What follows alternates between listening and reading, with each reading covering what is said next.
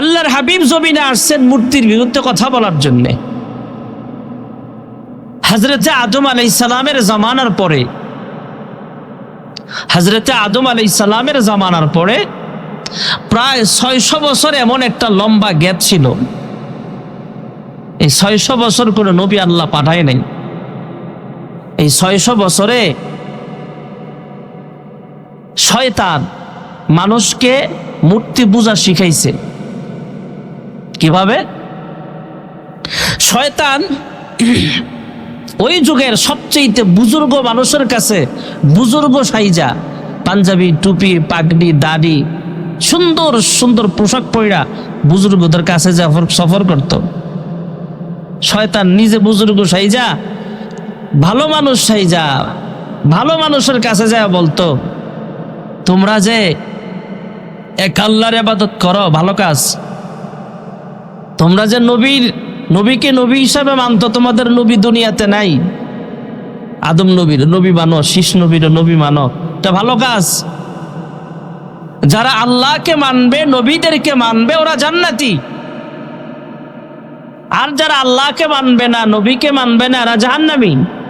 আচ্ছা, এই ওয়াজটা খারাপ না ভালো? ভালো। কিন্তু করতেছে কেডা? শয়তান। বলেন করতেছে কে? ভালো ওয়াজও যদি, ভালো কথাও যদি শয়তানের মুখ দিয়ে বের হয়, বুঝতে হবে ডাল মে কুছ কালা হ্যায়। কালিমাতু হাক্কিন উরিদা বিহাল বাতিল। কথা সত্য, মতলব খারাপ। কথা সত্য, মতলব খারাপ। তোমরা যে নবীর কথা মানো, আল্লাহর কথা মানো, এটা জান্নাতের পথ। তবে ফার্স্টে প্রশংসা কইরা লাস্টে কয় তবে আমার কাছে একটা জিনিস কেমন কেমন জানি লাগে। কইতেছে কেডায়? কথা বলেন, বলে কে? শয়তান। আমার কাছে জানি কেমন কেমন লাগে। কয় কি? যখন নবী ছিল, নবীরে সামনে রেখা যখন তোমরা ইবাদত করতা, তখন কি মজা বেশি লাগতো না কম লাগতো? আচ্ছা আপনারাই বলেন। আমরা তো নবী পাই নাই, আমরা নবীদেরকে পাই নাই, তবে আমরা আল্লামা আহমদ শফিকে পাইছি, আল্লামা নূর হুসাইন কাসিমিকে আমরা পাইছি, জুনায়েদ বাবনগরীরে আমরা পাইছি, আমরা পীর সাহেব ফজলুল করিম রহমতুল্লাহ আলাইকে আমরা পাইছি, মুফতি আমিনীকে আমরা পাইছি। বর্তমানে যারা আছে মাহমুদুল হাসান সাহেব সহ বড় একজন বুজুর্গ যদি আমাদের সামনে আইসা ওয়াজ নসিহত করে, কথাবার্তা বলে, ওনার সামনে বইসা বয়ান শোনা, কথাবার্তা শোনা, আমল করার মজা একা একা আমলের চাইতে কম না বেশি? এটা স্বাভাবিক নিয়ম। নবীর সাহাবাই কেরামও নবীর সামনে বসলে মন অন্যরকম, বাইরে চলে গেলে আরেক রকম। সাহাবীরা কয়া রাসূলুল্লাহ হাবিবাল্লাহ, আমি তো মুনাফিক হয়ে গেছি। ওমর আইসা কয় ওমর মুনাফিক হয়ে গেছে। কয় কেমতে মুনাফিক হইছ? কিভাবে? কয় আপনার সামনে বইলে মন একরকম, আর বাড়িতে গেলে একা একা থাকলে আরেক রকম। তো নবী জবাব দিলেন, আমার সামনে থাকলে তোমার মন মেজাজ যেমন থাকে, একা একা থাকলেও যদি তেমনই থাকতো, তাহলে তো ওয়াজ নসিহত লাগতো না, ফিরিস্তারা আইসা তোমাকে করে সালাম দিত। এটা স্বাভাবিক ব্যাপার। এই বিষয়টাকে পুঁজি কইরা শয়তান ডাক দিয়া কয়, নবী থাকলে তোমাদের ইবাদতে বেশি মজা লাগতো। কহা তা আমার একটা বুদ্ধি আছে। কয় কি বুদ্ধি? তোমরা এই নবীর একটা ভাস্কর্য বানাও। মূর্তি আর ভাস্কর্য একই জিনিস, নাম ভিন্ন আর কি। মূর্তি যেভাবে বানায়, ভাস্কর্য সেভাবেই বানায়। তো মূর্তি আমরা বলি কেন? সেটার পূজা করা হয় এই জন্যে। তো ভাস্কর্য বানাও, বানায়া মসজিদের সামনে রাখো, তোমরা আল্লাহর ইবাদতই করো, অসুবিধা নাই, আল্লাহরই সাজদা দাও। মানে নবী সামনে আইসে অনুভবটা তোমাদের ভিতরে আসবে। নবীর মূর্তিটা যখন সামনে থাকবে মনে হবে নবী সামনে আছে, এই অনুভূতিটা ভিতরে আসবে, ইবাদতের স্বাদ বেশি লাগবে। এই মনে কইরা, মনে করেন ওই জেনারেশন মুরব্বী যারা, এরা যখন মারা গেছে, নেক্সট জেনারেশন যখন দুনিয়াতে আসছে 100 বছর পরে, আরো 200 বছর পরে, এদেরকে জিজ্ঞেস করে তোমরা যে আবাদত খানায়, মসজিদে, গির্জায়, মন্দিরে, তখনকার জামানায় যে আবাদত খানা ছিল সেগুলো, তোমরা সামনে যেই মূর্তিগুলো বানানো, তোমাদের পূর্বপুরুষরা যে আবাদত করত কিভাবে করত, আর তোমরাই বা কেন করো? তো ভাই মুরব্বী চাচা, আমরা এইটা বুঝি না? আমাদের মুরব্বীরা এই সামনে নবীর মূর্তি রেখে আবাদত করত, আমরাও করি। আমরা আল্লাহর কুদরতি পায়ে সাজদা দিই, মূর্তির পায়ে সাজদা দিই না। আরো গেল 100 বছর। আদম নবীর জামানা থেকে 600 বছরে ওরা মূর্তি পূজা কিভাবে শিখাইছে? প্রথম ওরা বানাইছে ভাস্কর্য, নবীর ভাস্কর্য।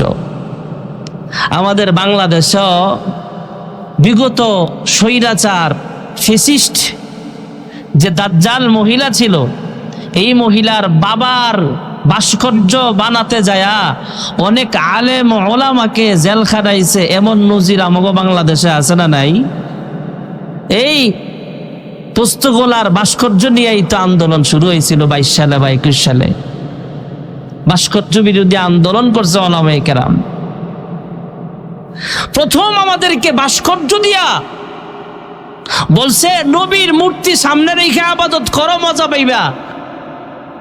এর পরবর্তী জেনারেশন বলে আপনার বাপ দাদারা এমনি আবাদত করছে, আমরা করি, আর বাইরে আমরা জানি না। আরো 100-200 বছর পরে শয়তান আয়া কয় এটাই মনে করো তোমাকে নবী, এটারই সেজদা করো। এভাবে আস্তে আস্তে আস্তে আস্তে মূর্তি পূজা শিখাইছে প্রায় 1200 বছর। এরপরে আল্লাহ হযরতে নূহ আলাইহিস সালামকে জমিনে পাঠাইছেন। সুবহানাল্লাহ। তেমনি একটা লম্বা গ্যাপ সময়, রাসূলের আগের জামানাটা প্রায় 600 বছর। এই প্রায় 600 বছরে মানুষ কাবা শরীফের ভিতরেও মূর্তি ঢুকাইছে। আল্লাহর হাবিব মানুষদেরকে কালিমার দাওয়াত দেয়, সবাইকে একসাথে করলেন জাবাল আবু কুবাইস, মক্কার পাশের বিশাল পাহাড়,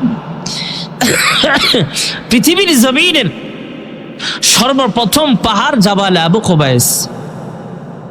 এই পাহাড়ের উপরে আল্লাহর নবী দাঁড়ালেন। সব গোত্রের লোকরা সেখানে ছিল, মোটামুটি অনেক যুবক, মুরব্বী, সবাই সামনে দাঁড়ানো। এদেরকে জিজ্ঞেস করলেন, আমি যদি পাহাড়ের উপরে দাঁড়িয়ে আছি, তোমরা তো পাহাড়ের ওপাশে কি আছে জানো না? কয় না, পাহাড়ের ওই পাশে তো আমি দেখতেছি, তোমরা তো নিচে আছো। কয় হ্যাঁ।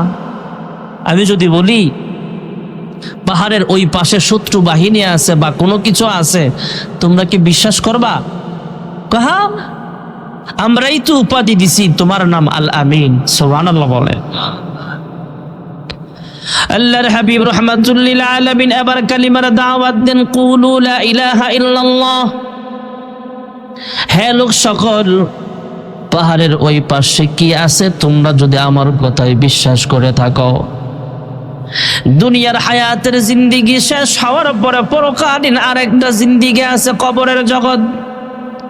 পরকালীন জগৎ, কবরের জগৎ থেকে হাসরের মাঠে তোমাদেরকে আল্লাহর কাজ করে দাঁড়াতে হবে। ওয়াল বাসি বাদাল মাউত, মরার পরে তোমাদেরকে পুনরায় আল্লাহ তাআলা আবার জিন্দা করেন, এমন শক্তি আমার আল্লাহর, জোরে বলেন আছে না না? যারা মূর্তি পূজা করে এরা এটা বিশ্বাস করে না। সম্ভবত গতকাল বা পরশুদিনও তো আমাগো বাংলাদেশে সহ পুরা বিশ্বে যারা মূর্তি পূজক, ওদের সম্ভবত দুর্গা পূজা এটাকে বলে। কি পূজা গেছে? দুর্গা পূজা না? দুর্গা পূজা ওদের বাৎসরিক বড় পূজা হলো দুর্গা পূজা। এই দুর্গা পূজা কইরা এরা যে বড় মূর্তিটা আছে এটারে নিয়ে পানিতে ভাসায়। তা আমি এক গাড়িতে বসা ড্রাইভারকে জিজ্ঞেস করলাম, ভাই পানিতে ভাসাই লাইছে নাকি? আজকে তো আওয়াজটাও শুনতেছি না। হুজুর বাসাইছে না, বাসানোর সময় যদি এদের মূর্তিটা পানিতে না ডুবে তখন আইক্যাওয়ালা বাঁশ দিয়া গুতায় গুতায় পানিতে ডুবায়। কেমন ভগবানের পূজা করে, নিজে বানায়া নিজে পূজা কইরা ভগবানের আবার পানির নিচে ডুবায়, না ডুবলে যাইতে ডুবানোর চেষ্টা করে। এই মূর্তি পূজা শয়তান মানুষদেরকে শিক্ষা দিয়েছিলেন। আল্লাহর হাবিব রাহমাতুল লিল আলামিন দাওয়াত দিলেন, তোমরা চন্দ্রের পূজা কইরা লাভ নাই, সূর্যের পূজা কইরা লাভ নাই। হিন্দুরা পরকালীন জিন্দেগি বিশ্বাস করে না, এই জন্য ওদের কেউ মারা গেলে এই লাশটাকে আগুনে পুইরা জ্বালায়া দেয়। আগুনে পুরার অর্থ হলো পরকালীন জিন্দেগিতে আল্লাহ আমাদেরকে আর খুঁজে পাবে না। আর আমার আল্লাহ হলেন এমন আল্লাহ যে আল্লাহ তাআলা আমাদেরকে অস্তিত্বহীন থেকে অস্তিত্ব দিতে পেরেছেন। এই অস্তিত্বের কিছু অংশ থেকেও আমার আল্লাহ আমাকে পুনরায় জীবিত করার শক্তি, জোরে বলেন আছে না নাই? হযরত ইব্রাহিম পয়গম্বর আলাইহিস সালাতু ওয়াস সালাম মহান রব্বে কারীমের কাছে জানতে চাইলেন, আল্লাহ মানুষ যখন দুনিয়া থেকে বিদায় হয়ে যায়, এই মানুষকে কেমনে আবার আপনি জীবিত করেন? আল্লাহ ডাক দিয়া কয়, ইব্রাহিম খলিল, এটা আমি আল্লাহ তাআলার কুদরত, আমি আল্লাহ আবার জিন্দা বানাতে পারি। অস্তিত্বই ছিল না, অস্তিত্বহীন মানুষকে আমি আল্লাহ অস্তিত্ব দান করলাম। পৃথিবীর ওজোদ ছিল না, আসমান ছিল না, আমি আল্লাহ আসমান বানাইলাম। জমিন ছিল না, আমি আল্লাহ তাআলা জমিন বানাইলাম। ইনসান ছিল না, জিন ছিল না, 18,000 মাখলুকাত কিছুই তো ছিল না, আমি আল্লাহ তাআলা আমার কুদরতি হাত দিয়ে সব কিছু বানাইলাম। আমি আল্লাহ হুকুম দিলাম, সব কিছু হয়ে গেল। এগুলো ধ্বংস হওয়ার পরে পুনরায় বানাবার শক্তি আমি আল্লাহর হাতে আছে। ইন্নাল্লাহা আলা কুল্লি শাইইন কাদির। ইব্রাহিম পয়গম্বর, আল্লাহ আমি বিশ্বাস করি, 100% ইয়াকিন আছে আমার, আপনি অবশ্যই এই মানুষগুলোকে পুনরায় জিন্দা করার সক্ষম, জিন্দা করতে পারবেন। তবে প্র্যাকটিক্যাল যদি আমার একটু দেখায় দিতেন ভালো লাগতো। সুবহানাল্লাহ। আল্লাহ তাআলা হুকুম দিলেন, হ্যাঁ ইব্রাহিম খলিল, তুমি 4টা বা 5টা বা 6টা অথবা 8-10 রকমের পাখি একত্রিত করো।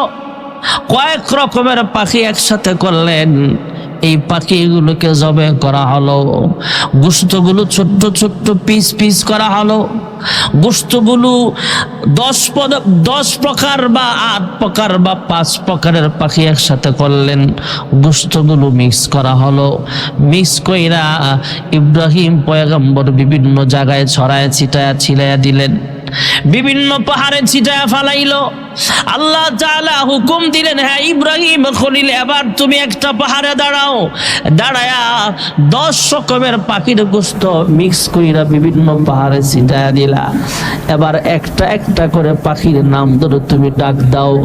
পাখির নাম ধরে ডাক দেওয়ার সঙ্গে সঙ্গে বিভিন্ন পাহাড়ে ছড়ায়া ছিটায়া থাকা গোশতগুলো একত্রিত হইয়া জিন্দা একটা পাখি হইয়া ইব্রাহিমের সামনে হাজির হয়ে গেছে। আল্লাহ তাআলা আবার হুকুম দিলেন, আবার ডাক দাও। আরেকটা পাখিকে ডাক দিল, গোশতগুলো ছড়ায়া ছিটায়া ছিল, একত্রিত হলো। একত্রিত হয়ে জিন্দা পাখি হয়ে ইব্রাহিমের সামনে হাজির হয়ে গেল। আল্লাহ তাআলা ঘোষণা দিল, এটা যেভাবে হয়েছে এর চাইতে আরো সহজভাবে তোমাকে দেখাইবার জন্য একটা উদাহরণ দিলাম, মেসাল দিলাম। এর চাইতে আরো সহজভাবে আমি আল্লাহ হুকুম দেওয়ার সঙ্গে সঙ্গে এই মানুষগুলো পুনরায় জিন্দা হবে। যেরকম সুবহানাল্লাহ। আল্লাহর হাবিব রাহমাতুল লিল আলামিন মানুষদেরকে কালিমার দাওয়াত দিতে লাগলেন, হ্যাঁ লোক সকল, আমি তোমাদেরকে কালিমার দাওয়াত দেই। যদি তোমরা আমাকে নবী হিসাবে মানো, তোমরা যদি পড়ে না লা ইলাহা ইল্লাল্লাহ, তাহলে তোমরা জান্নাতি হয়ে যাইবা। আমরা যদি দুনিয়া থেকে বিদায় হয়ে যাই, দুনিয়ার জিন্দেগির পরে কিন্তু পরকালীন একটা জিন্দেগি আছে। ওই পরকালীন জিন্দেগিতে জান্নাত জাহান্নামের ব্যাপার আছে। যদি আল্লাহকে আল্লাহ বলে মানো, যদি পড়ে না লা ইলাহা ইল্লাল্লাহ, তুফলিহুন, যদি তোমরা কালিমা ওয়ালা হয়ে যাও আর আমাকে নবী হিসাবে মানো, তাহলে মনে রাখো আল্লাহ তাআলা তোমাদেরকে বিনা হিসাবে আল্লাহর জান্নাতের মেহমান বানায় দিবে। সমস্ত নবীরা কালিমার দাওয়াত দিয়েছেন ভাইরা আমার। হযরত আদম পয়গম্বর মানুষদেরকে দাওয়াত দিয়েছেন কুলু লা ইলাহা ইল্লাল্লাহ। হযরত ইব্রাহিম পয়গম্বর মানুষকে দাওয়াত দিয়েছেন কুলু লা ইলাহা ইল্লাল্লাহ। হযরত মূসা পয়গম্বর মানুষকে কালিমার দাওয়াত দিয়েছেন কুলু লা ইলাহা ইল্লাল্লাহ। হযরত ঈসা পয়গম্বর মানুষকে কালিমার দাওয়াত দিয়েছেন কুলু লা ইলাহা ইল্লাল্লাহ। আমার আপনার নবী বিশ্ব নবী রাহমাতুল লিল আলামিন মানুষের ময়দানে কালিমার দাওয়াত দিয়েছেন কুলু লা ইলাহা ইল্লাল্লাহ। শুধু ব্যবধান হলো আদম নবীর উম্মতের কালিমা ছিল লা ইলাহা ইল্লাল্লাহ, আদম সফিউল্লাহ ইব্রাহিম পয়গম্বরের উম্মতের কালিমা ছিল লা ইলাহা ইল্লাল্লাহ, ইব্রাহিম খলিলুল্লাহ। মূসা নবীর উম্মতের কালিমা ছিল লা ইলাহা ইল্লাল্লাহ, মূসা কালিমুল্লাহ। ঈসা নবীর উম্মতের কালিমা ছিল লা ইলাহা ইল্লাল্লাহ, ঈসা রূহুল্লাহ। আর শেষ নবীর উম্মতের কালিমা অর্থাৎ আমাদের কালিমা হচ্ছে লা ইলাহা মুহাম্মাদুর রাসূলুল্লাহ সাল্লাল্লাহু আলাইহি ওয়াসাল্লাম। আল্লাহ তাআলা ছাড়া কোনো মাবুদ, সবাই বলেন আল্লাহ ছাড়া কোনো মাবুদ। হযরত মুহাম্মদ সাল্লাল্লাহু আলাইহি ওয়াসাল্লাম আল্লাহর রাসূল, আল্লাহর হাবিব দাওয়াত দিলেন তোমরা এক আল্লাহর ইবাদত করো, আমাকে নবী হিসেবে মানো। আমাকে আল্লাহ তাআলা নবী হিসেবে পাঠাইছেন।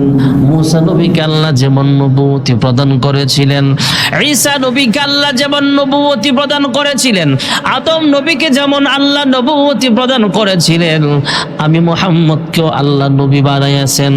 এবার আবু জাহেল, উতবা, শাইবা সহ কাফেররা ডাক দিয়া কয় আলিহাযা জামাআতানা, হে মুহাম্মদ এই কথা বলার জন্য বুঝে আমাদেরকে তুমি দাওয়াত দিয়েছো?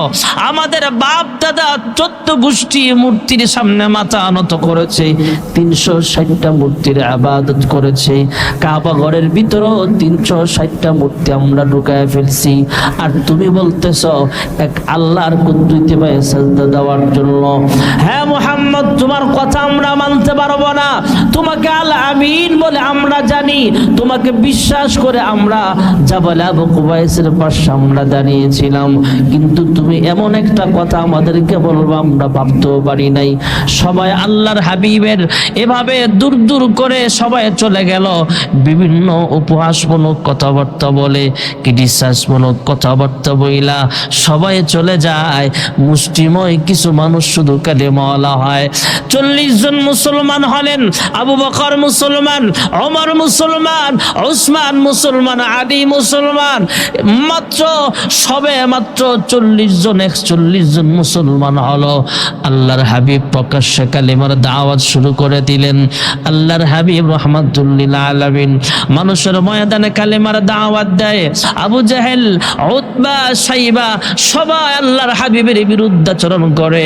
আল্লাহর হাবিব যদি কোথাও কালিমার দাওয়াত দিতে যায়, কাফেররা সুযোগ পাইলে মুসলমানদেরকে বানচাল করার চেষ্টা করে, মুসলমানদের দাওয়াত তাবলীগের মিশনকে বানচাল করার চেষ্টা করে। মুসলমানরা যদি কোথাও কালিমার দাওয়াত দিতে যায়, সেখানে দাওয়াতের মিশন বন্ধ করার চেষ্টা করে, রাজনৈতিকভাবেও চেষ্টা করে, অরাজনৈতিকভাবেও চেষ্টা করে, সামাজিকভাবেও চেষ্টা করে। বিচ্ছিন্ন কিছু ঘটনার সংবাদ আল্লাহর হাবিবের কাছে মাঝে মাঝে আসে। আল্লাহর নবীর একজন সাহাবীর নাম ছিল আব্দুল উজ্জা। হযরত আব্দুল উজ্জা একদিন রাত্রে বেলায় একটা শাড়ি কাপড়ের আঁচল পেঁচা লজ্জাস্থান ডাইকা আল্লাহর নবীর দুয়ারে আইসা দাঁড়ায়। আল্লাহর হাবিব দরওয়াজা খুইলা তাকে পরনের পোশাকগুলো দিলে সে পরনের পোশাক পরে নেয়। আল্লাহর হাবিব আব্দুল উজ্জার কাছে জানতে চাইলেন, আব্দুল উজ্জা রে, তোমার এই হাল কে করেছে? তোমার শরীরে লজ্জাস্থান ঢাকার মতো অল্প একটু শাড়ির আঁচলের ছিঁড়া কাপড় আছে, বাকি তোমার শরীরে কোনো পোশাক নাই, কি হয়েছে তোমার? আব্দুল উজ্জা তার করুণ ইতিহাস শোনায়। ইয়া রাসূলুল্লাহ, ইয়া হাবিবাল্লাহ, আমার আব্বা ছোট্টবেলায় দুনিয়া থেকে বিদায় হয়ে যায়।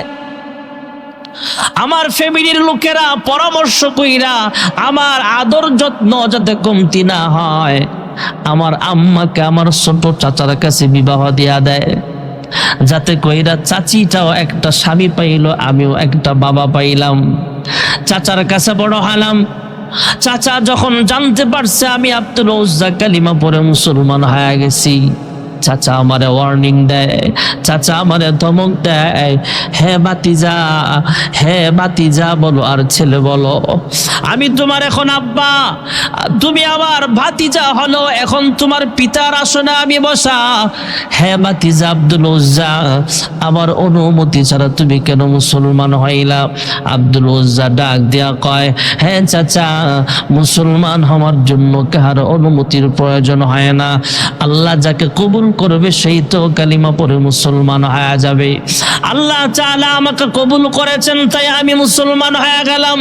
আব্দুল উজ্জার চাচা ডাক দেয়া কয়, হে আব্দুল উজ্জা, আমার অনুমতি ছাড়া তুমি চলতে পারো না, এই মুহূর্তে কালিমা চাইরা আবার সাবেক ধর্মে ফিরে আসো, বাপ দাদার ধর্মে আবার তুমি ফিরে আসো, চলে আসো, মুসলমানি বাদ দাও, ইমানদারিত্ব বাদ দাও, মুহাম্মদের ধর্ম ত্যাগ কইরা আবার সাবেক ধর্মে ফিরে চলে আসো, আমাদের মূর্তি পূজার ধর্মে আবার চলে আসো।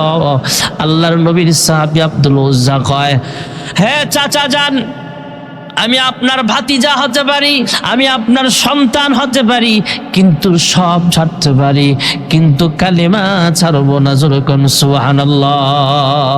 আল কোরআনের সৈনিক আমি, নেই গো পরাজয়, এক আল্লাহর গোলাম আমি, এই তো পরিচয় আমার, এই তো পরিচয়।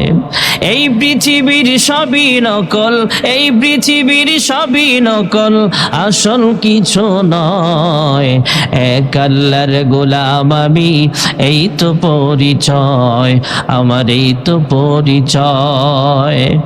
কোরআন হাদিসে শাসনতন্ত্র, রাসূল আমার নেতা, উৎসাহ মোর চির অম্লান, ইতিহাস বীর গাথা, এক আল্লাহ ছাড়া আমার দিলে, এক আল্লাহ ছাড়া আমার দিলে নেই কোনো ভয়, এক আল্লাহর গোলাম আমি, এই তো পরিচয় আমার, এই তো পরিচয়। আমরা কার গোলাম? আব্দুল উজ্জা ডাক দিয়ে কয়, হ্যাঁ চাচা, আমি কালেমা ছাড়বো না, সব ছাড়তে পারি, কিন্তু কালেমা ছাড়তে আমি রাজি না। সুবহানাল্লাহ বলেন। চাচা ডাক দিয়া কয়, আমার বাড়িতে তুমি থাকতে পারবা না, আমার ঘর থেকে তোমাকে বের করে দেওয়া হবে। আব্দুল উজ্জা কয়, ঠিক আছে, আমি বের হয়ে যেতে রাজি আছি। যখন বের হয়ে যাবে এই মুহূর্তে চাচা ডাক দিয়া কয়, তোমার শরীরের পোশাকগুলো আমার কেনা পোশাকগুলো খুইলা দিয়া যাও, শরীরের প্রত্যেকটা পোশাক খুইলা আমাকে বস্ত্রহীন অবস্থায় আমাকে ঘর থেকে বের করে দেওয়া হয়। আমি ঘর থেকে বের হয়ে যখন উঠানে আসলাম, লোকালয়ের বাহিরে চলে আসলাম, রাত্রেবেলায় হঠাৎ করে দেখি আমার দুঃখিনী মা আমার সামনে আইসা দাঁড়ায় গেছে। মা বাড়ির পিছন দিকে যায়া আমার সামনে আইসা আমার চাচারে না জানায়া চলে আসছে। আইসা আমার মার শাড়ির আঁচল ছিঁড়া আমাকে ডাক দিয়া কয়, আব্দুল উজ্জা রে, আমি যদিও তোর মা, কিন্তু তুমি তো মুসলমান হয়ে গেলা, আমি তো একজনের স্ত্রী হিসাবে আছি, আমি যদিও তোমার কোনো সাপোর্ট দিতে পারলাম না, তবে তোমার কাছে একটা আবদার, তুমি এইভাবে উলঙ্গ অবস্থায় তুমি নবীর কাছে যাও না, মুহাম্মদের কাছে যাও না, নে আমার শাড়ির আঁচল ছিঁড়ে তোমাকে দিলাম, লজ্জাস্থানগুলো ঢাইকা নাও, আল্লাহর নবীর দরওয়াজায় চলে যাও, তোমার খানার কোনো অভাব হবে না, বাসস্থানের অভাব হবে না, কাপড়ের কোনো অভাব হবে না। আব্দুল উজ্জা ডাক দিয়া কয়, ওগো আল্লাহর হাবিব, আমার মার কাপড় দিয়া আমার আঁচলগুলো, আমার মায়ের শাড়ির আঁচল দিয়ে আমি ডাকছি আমার লজ্জাস্থানগুলা, আমার চাচা আমাকে ঘর থেকে বের করে দিছে, কাপড়গুলো খুইলা রাইখা দিছে। আল্লাহর হাবিব রহমাতুল লিল আলামিন আব্দুল উজ্জাকে বুকে জড়ায় নিলেন, কাপড় পরালেন। সাহাবীদের কাতারে হযরত আব্দুল উজ্জার সম্মান আমার আল্লাহ বাড়ায় দিছে। যেরকম সুবহানাল্লাহ। আল্লাহর হাবিব রহমাতুল লিল আলামিন কালিমার দাওয়াত দেয়। 10 বছর পর্যন্ত কালিমার দাওয়াত দিলেন মক্কাতুল মুকাররমায়। এত বেশি পরিমাণের মুসলমান এখনো হয় নাই, কয়েকশো মানুষ মাত্র মুসলমান। পুরা পৃথিবীতে কয়েকশো মানুষ মুসলমান, ধরেন কয়েক হাজারই মুসলমান হবে, লক্ষ লক্ষ মুসলমান তখনও হয় নাই। বর্তমানে তো মুসলমানের সংখ্যা 200 কোটিরও বেশি মুসলমান। সুবহানাল্লাহ বলে। শতে শতে মুসলমান হবে, বিশেষ করে হাজার হাজার হতে পারে বেশি হলে।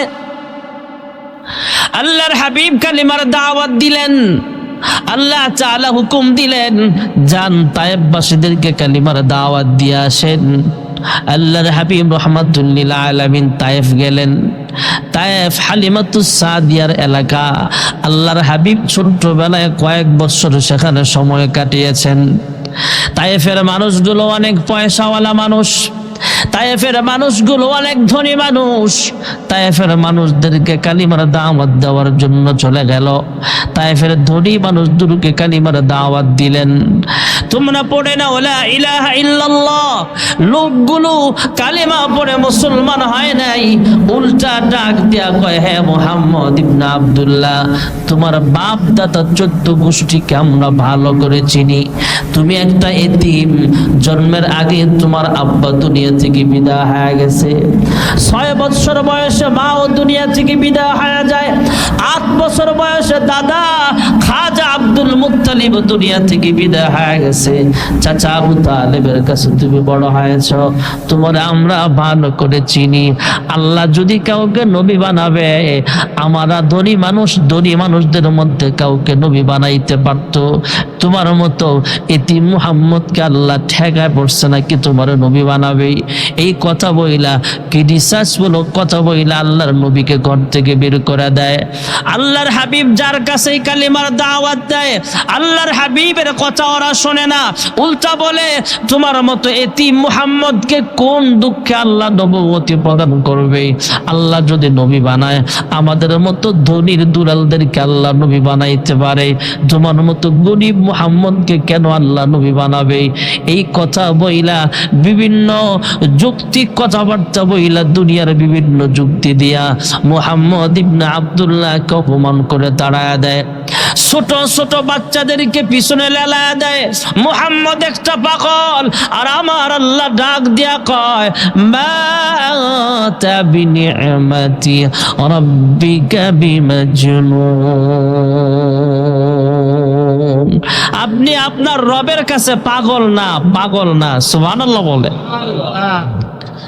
আল্লাহ তাআলা বলেন পাগল না, কাফেররা বলে মুহাম্মদ পাগল। ছোট ছোট বাচ্চারা পাগল মনে কইরা মুহাম্মদ ইবনে আব্দুল্লাহর শরীরে পাথর মারে। মদিনার বুলবুল নবী রাসূলুল্লাহ পাঠালেন খুশি হয়ে নবী রাসূলুল্লাহ। আল্লাহর হাবিব রাহমাতুল লিল আলামিন তায়েফের ময়দানে কালিমার দাওয়াত দিতে গেলেন। ভাইয়ারা আমার, তায়েফের মানুষগুলো মুসলমান হয় নাই, উল্টা মুহাম্মদ ইবনে আব্দুল্লাহর গায়ে পাথর মারে।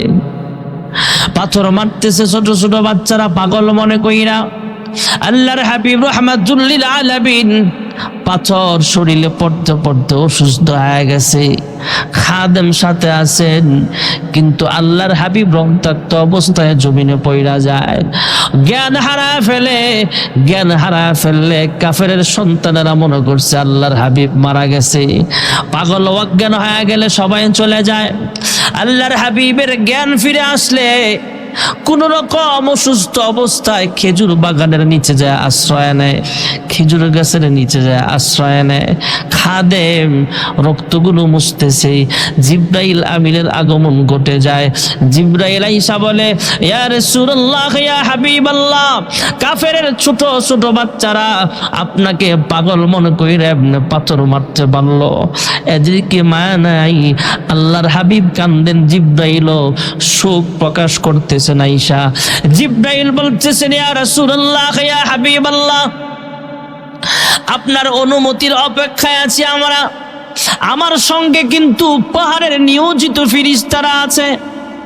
আমরা যেমন যারা ছোট মানুষ এরা ছোট পাথর হাতে নিতে পারে, আমরা বড় মানুষ আমরা বড় পাথর হাতে নিয়ে, এই পাথর হাতে নিয়ে যেমন উল্টাতে পারি, ফিরিস্তাদের হাত আরো বড়, ফিরিস্তারা বড় বড় পাহাড়গুলোকে এইভাবে ধইরা উল্টা ফেলতে পারে।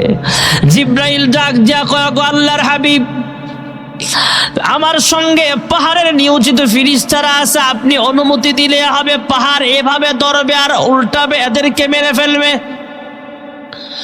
আর আমার শক্তিও তো আল্লাহ কম দেন নাই, আমার শক্তির ব্যাপারে তো আপনার আইডিয়া ভালো করে আছে। কয় হ্যাঁ আছে, লাহু সিত্তুমিয়াতি জানাহিন আও কামা ক্বালান নবিয়্যু আলাইহিস সালাতু ওয়াস সালাম, জিব্রাইলের 600 পাখা আছে, পাখাগুলো ছড়ায়া দিলে পুরা দুনিয়াটা একসাথে ঢেকে যায়। যখন সুবহানাল্লাহ। আমি জিব্রাইলের তো আরো বেশি পাওয়ার আপনি ভালো করে জানেন, শুধু অনুমতি দেন এদেরকে ধ্বংস করে দেই। আল্লাহর হাবিব সেদিন ধ্বংসের কথা বলেন নাই, বরং দোয়া করতে বলেছেন, হ্যাঁ জিব্রাইল, এদেরকে মাইরো না, ওদেরকে ধ্বংস কইরো না। ওরা যদিও বুঝতে পারে নাই এদেরকে মারার প্রয়োজন নাই, বরং আসো আমরা দোয়া করি। সেদিন আল্লাহর হাবিব দোয়া করেছিলেন, আল্লাহুম্মা হাদি কওমি ফাইন্নাহুম লা ইয়ালামুন। সুবহানাল্লাহ। আল্লাহর হাবিব রাহমাতুল লিল আলামিন তায়েববাসীদের জন্য তখন দোয়া করেছিলেন, আল্লাহুম্মা হাদি কওমি ফাইন্নাহুম লা ইয়ালামুন। আল্লাহর হাবিব তাদের ধ্বংসের জন্য বদদোয়া করে নাই। আল্লাহর হাবিবকে ওরা অনেক কষ্ট দিয়েছে ভাইয়েরা আমার, এরপরও আল্লাহর হাবিব তায়েববাসীদের জন্য হেদায়েতের দোয়া করলেন। আল্লাহ তাআলা তায়েববাসীদেরকে এমন ভাবে হেদায়েত দান করেছিলেন, যেই তায়েফের মানুষগুলো আল্লাহর হাবিবকে কষ্ট দিয়েছিল, পরবর্তীতে এই মানুষগুলোই আল্লাহর হাবিবের জন্য এমন পাগল ছিল, আল্লাহর হাবিবের জন্য জীবন পর্যন্ত দিতে পারত। যেরকম সুবহানাল্লাহ। তায়েফের মুসলমানেরা পরবর্তীতে যারা মুসলমান হয়েছেন, আব্দুল্লাহ ইবনে আব্বাস, আল্লাহর নবীর চাচা আব্বাস সহ তায়েফে অনেক মুসলমানের সাহাবীর কবর আছে এখনো। ভাইয়ারা আমার, বন্ধুরা আমার, তায়েফবাসীরা আল্লাহর নবীকে যেভাবে ভালোবাসতো, মুসলমান হওয়ার পরে আল্লাহ তাআলা আমাদের প্রত্যেকের মনের ভিতরে, দিলের ভিতরে নবীর প্রতি মুহাব্বত বাড়ায়া দাও, নবীর সুন্নতের প্রতি আদব আর মুহাব্বত বাড়ায়া দাও, রাসূলের সুন্নত তরিকায় চলার তৌফিক দান করেন। সকলে বলে আমিন। ওয়া আখিরু দাওয়ানা আনিল হামদুলিল্লাহি রাব্বিল আলামিন। যারা সুন্নত